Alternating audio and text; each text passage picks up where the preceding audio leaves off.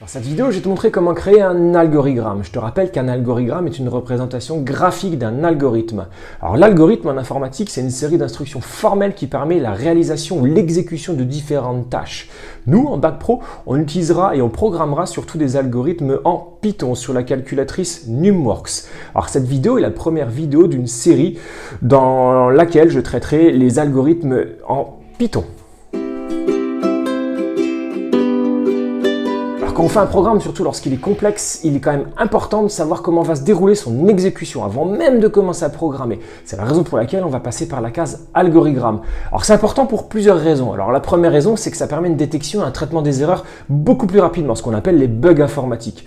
La deuxième raison, c'est que lorsque nous sommes sur un travail en équipe collaboratif, ça permet une meilleure structuration des différentes tâches. Et la dernière raison, c'est on crée un algorithme parce que si jamais on est sur des tâches qui sont relativement longues, ça permet de structurer dans le temps la résolution de cet algorithme. Alors on va réaliser un premier algorithme que je te mets en haut à droite de l'écran. Je veux que l'on crée un algorithme qui affiche ton prénom et je veux que cet algorithme me dise si le prénom est long ou court. Alors, on dira qu'il est court si le nombre de lettres est inférieur strictement à 10 et on dira qu'il est long si le nombre de lettres est strictement supérieur à 10. Pour représenter notre algorithme, on a besoin d'une norme, une nomenclature que je t'insère en haut à droite de l'écran. Cette nomenclature commencera toujours par la représentation symbolique d'une ellipse dans laquelle on notera le début. D'ailleurs, cette nomenclature de création d'algorithme, représentation d'algorithme, terminera également toujours par une ellipse dans laquelle on notera la fin. On peut également rencontrer des rectangles dans lesquels on va noter ce que l'on appelle les étapes. Il pourrait également y avoir des opérations, des instructions, mais attention, il n'y a jamais de symbole dans les rectangles. On aura également des représentations symboliques sous la forme de parallélogrammes dans laquelle nous pouvons insérer des mesures. Alors ce sont des mesures dans laquelle qui peuvent être des entrées ou des sorties de variables. On notera également qu'on peut rencontrer des losanges, ce qu'on appelle les conditionnels, des conditions dans lesquelles on peut faire des tests. Les tests peuvent avoir pour sortie oui ou non. Et toutes ces représentations symboliques sont reliées entre elles par des liaisons qui peuvent être représentées par des traits ou des flèches.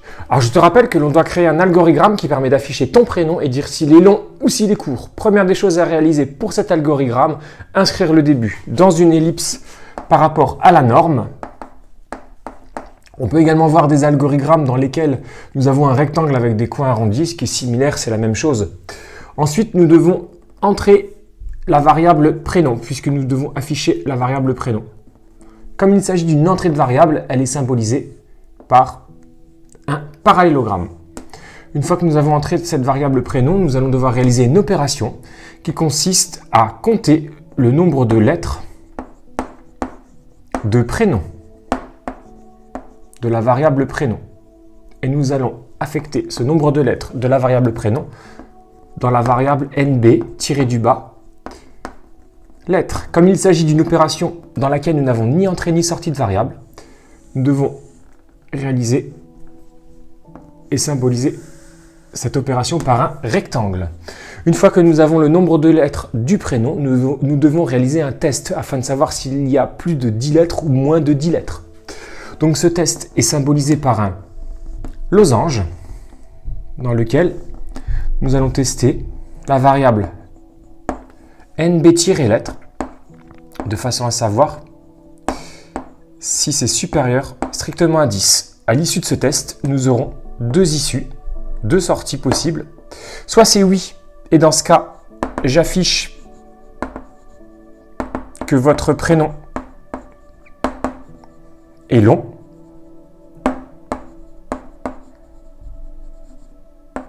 Il s'agit d'une sortie.